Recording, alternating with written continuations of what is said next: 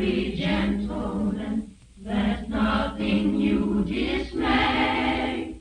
Remember Christ our Savior was born on Christmas Day to save us all from Satan's power when we were gone astray. Oh, tidings of comfort and joy, comfort and joy. Oh, tidings of comfort and joy. From God our Heavenly Father, a blessed angel came, and unto certain shepherds brought tidings of the same. That in Bethlehem was born the Son of God by name. Oh, tidings of comfort and joy, comfort and joy. Oh, tidings of comfort and joy. Fear not then, said the angel, let nothing you affright.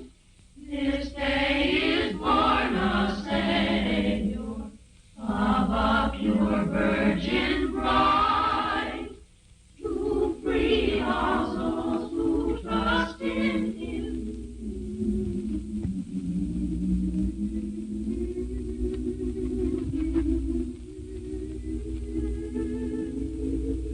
Gilbert K. Chesterton once said, "In everybody there is a thing that loves children, fears death, and likes sunlight. And this thing enjoys Charles Dickens." Before I tell you about the Christmas Carol, let me read to you what Charles Dickens himself wrote about this story. I have endeavored in this ghostly little story to raise the ghost of an idea which shall not put my readers out of humor with themselves, with each other, with the season, or with me. May it haunt their houses pleasantly. Charles Dickens. To begin with, Jacob Marley was dead. There is no doubt about that. You will therefore permit me to repeat emphatically that Marley was as dead as a doornail. Did Scrooge know that he was dead? Of course he did. Ebenezer Scrooge and he had been partners for I don't know how many years. Scrooge never painted out Marley's name, and so there it stood 7 years afterwards above the warehouse door. Ebenezer Scrooge. Oh, but he was a tight-fisted old sinner, hard and sharp as flint. The cold within him froze his features because he always carried his own low temperature with him. And he didn't thaw 1 degree. Not even at Christmas.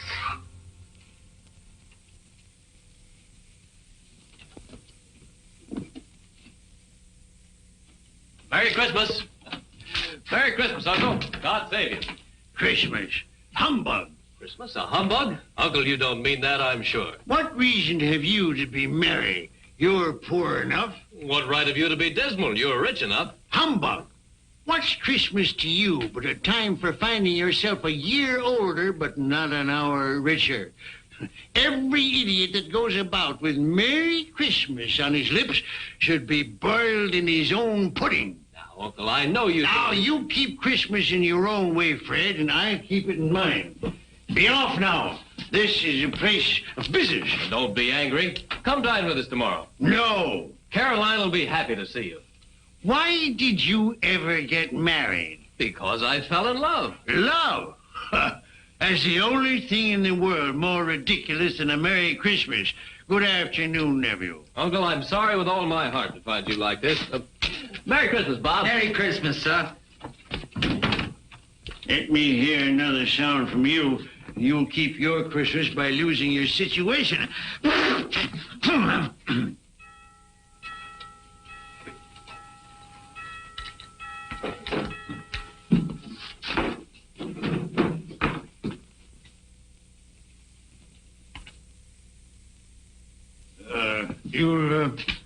You want all day tomorrow, I suppose, Crescent.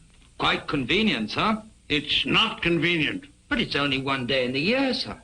A poor excuse to pick the pocket of your employer every 25th of December. But be here all the earlier next morning. I will, sir. And a Merry Christmas to you, Mr. Scrooge. Ah.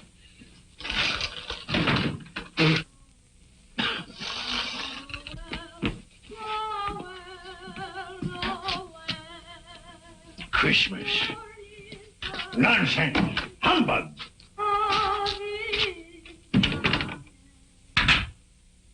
And while most of London was jovial and full of glee in honor of this Christmas Eve, Scrooge had taken his melancholy dinner at his usual melancholy tavern, and having read all the newspapers, he went home to bed.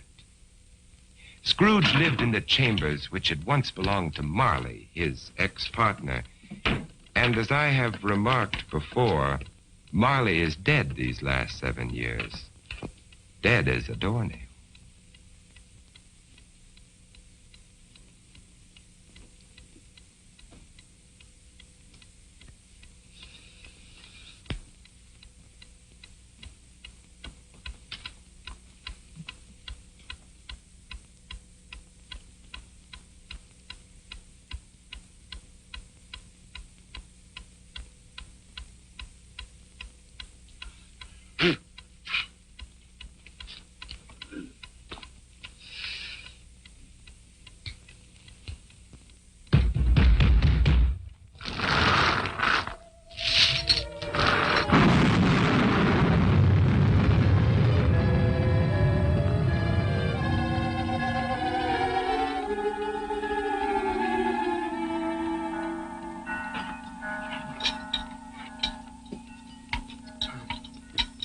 Ebenezer Scrooge?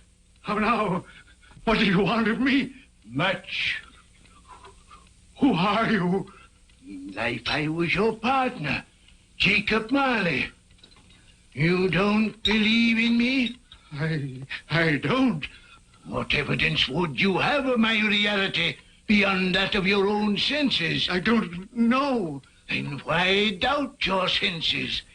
Because a slight disorder in my stomach could make my senses cheat me. You might be an undigested bit of beef, a blot of mustard, a fragment of underdone potato. Humbug, I tell you, humbug! Mercy on me, dreadful apparition. Now, do you believe in me or not? I do. But why do you come to plague me? And why do you wear that ponderous chain? I made it, link by link in my life, as you are doing for yourself on earth. It is now a part of my penance, and I am here tonight to warn you of a fate such as mine. But Ebenezer, if you change your ways, you have a chance of escaping my doom. You were always a good friend to me, Jacob. Thank you. Thank you. You will be haunted by 3 spirits. Without their visits, you cannot hope to shun the path I tread. Expect the first tomorrow, when the bell tolls 1. Expect the next on the following night at the same hour, and the third on the next night, when the last stroke of 12 has ceased to vibrate. Couldn't I take them all at once, Jacob, and have it over with? Look to see me no more, and look that for your own sake you remember what has passed between us.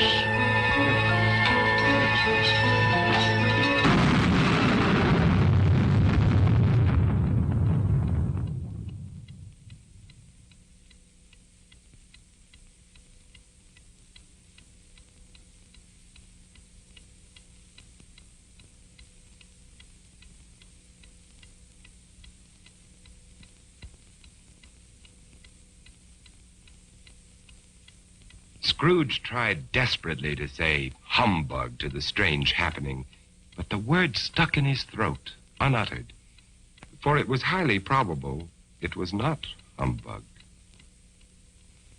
Being very much in need of repose from the experience he had undergone, or shall I say, fatigues of the day, he went straight to bed without undressing and fell asleep in an instant. A few hours later,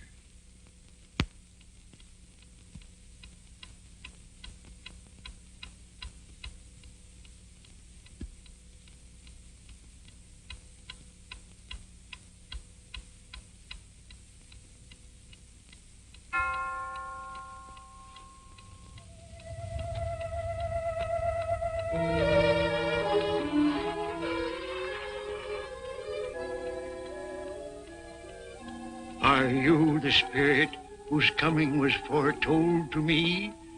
I am. Who and what are you? I am the ghost of Christmas past. Long past? No, your past. What business brings you here? Your welfare. I have things to show you, which are the shadow of the things that have been. Rise.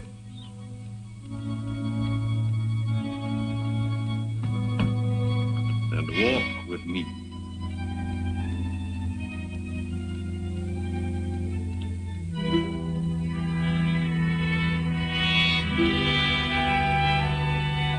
the ghost of Christmas past led Scrooge down the road which he had forgotten for so many years.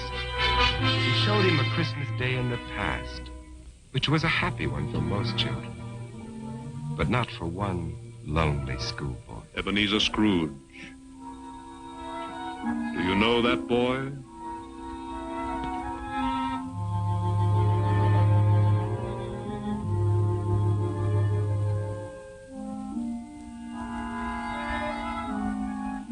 Yes, I do. It is I as a boy.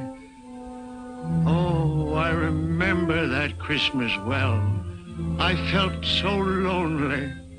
My playmates, they didn't like me. It was because you had shunned them.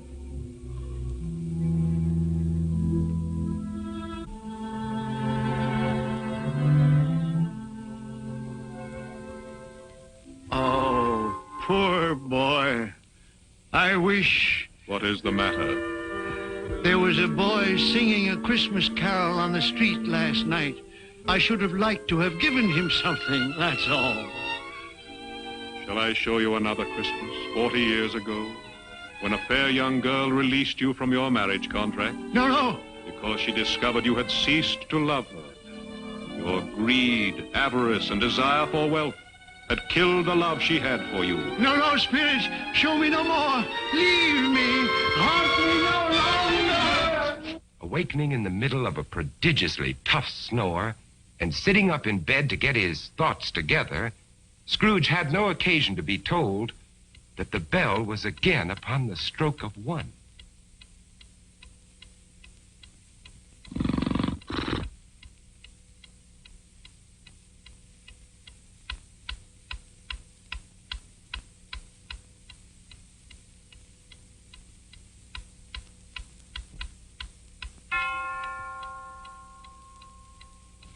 Scrooge!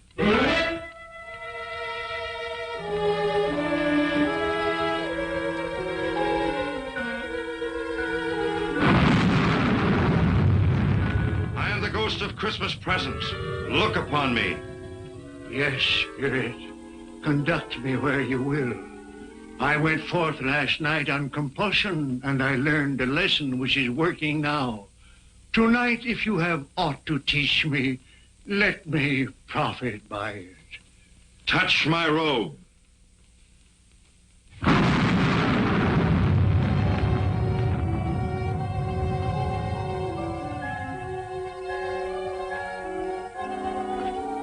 Look.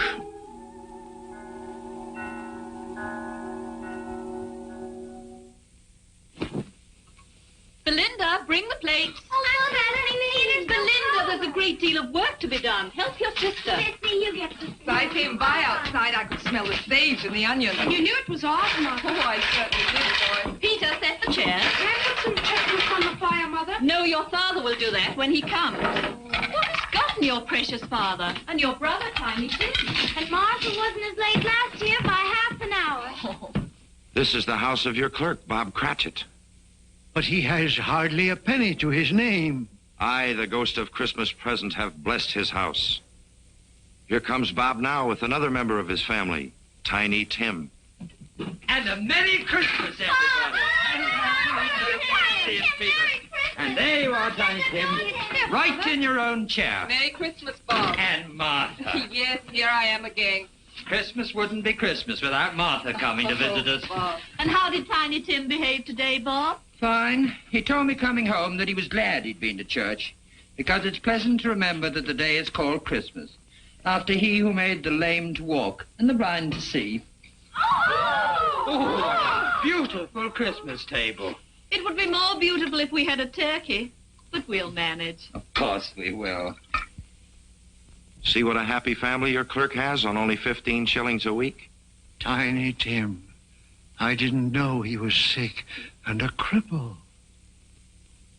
Mr. Scrooge. I give you Mr. Scrooge, the founder of the feast. The founder of the feast, indeed. I wish I had him here. I'd give him a piece of my mind to feast upon. Dear, it's Christmas Day. It should be Christmas Day, I'm sure, when one drinks the health of such an odious, stingy, hard, unfeeling man as Mr. Scrooge.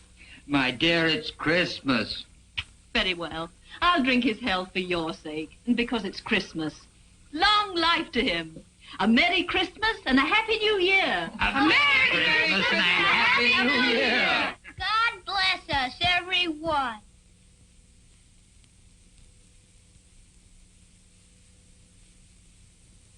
Tell me, Tiny Tim, will he live? I see a vacant seat and a little crutch without an owner. No. Say he will be spared. My life on the globe is very brief. It ends tonight. Tonight? The time is drawing near for me to go and for your third visitor to appear.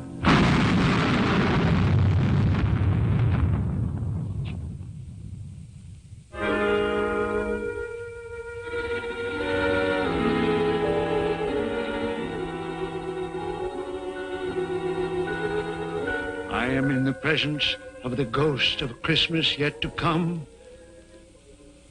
Ghost of the future, I fear you more than any specter I have seen. But lead on, I want to know.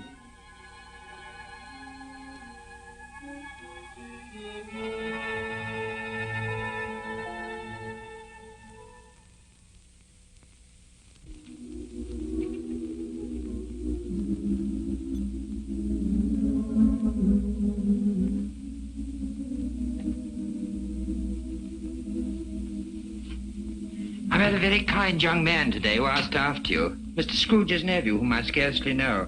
I told him about Tiny Tim, and he said, I'm heartily sorry for you and your good wife. By the by, how he ever knew that, I don't know. You what, dear? That you were a good wife. Oh, everyone knows that. And he said, if I can be of any service to you at any time, pray come to me. He's rather unlike his old Uncle Scrooge, isn't he? If you must torment me, be quick. Take me to what else you have to show.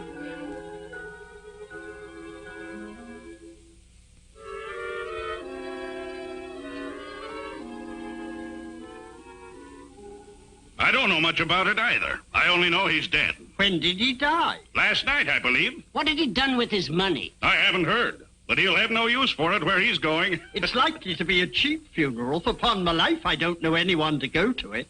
Suppose we make up a party and volunteer. When I come to think of it, I'm not at all sure that I wasn't his most particular friend. For we used to stop and speak whenever we met. I don't mind going to his funeral if lunch is provided. Tell me what man they are speaking of. Who is it that lies dead?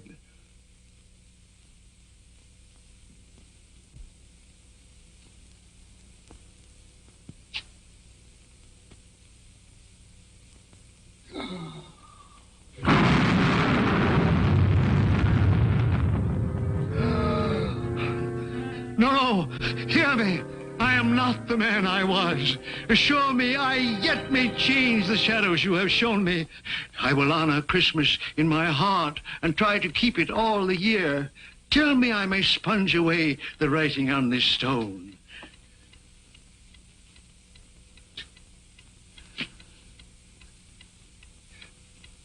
Marley! Marley! Jacob Marley! Heaven and Christmas time be praised for this. I will live in the past, the present, and the future. The spirit of all three shall thrive within me. Boy,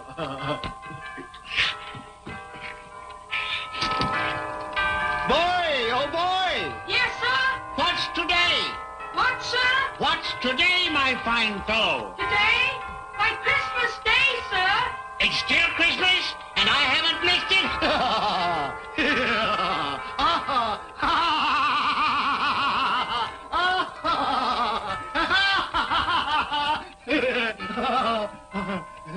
For a man who had been out of practice for years, Scrooge gave a most illustrious laugh, the father of a long line of brilliant laughs.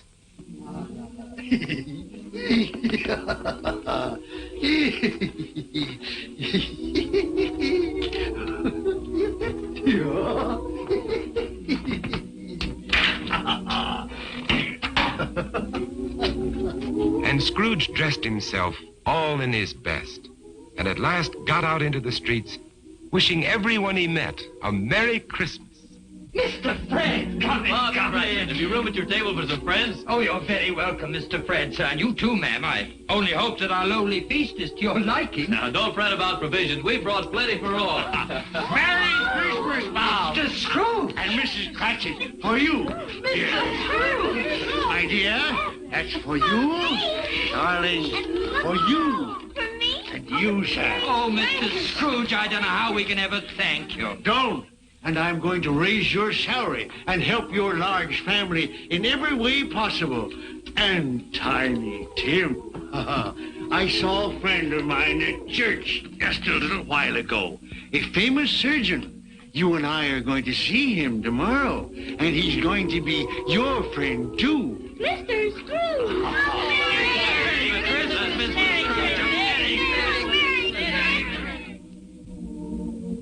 Scrooge won his word. He did it all and infinitely more. And to Tiny Tim, who did not die, he was a second father. Scrooge had no further dealings with ghosts, but it was always said that he knew how to keep Christmas well, if any man alive possessed the knowledge. May it truly be said of us, and all of us.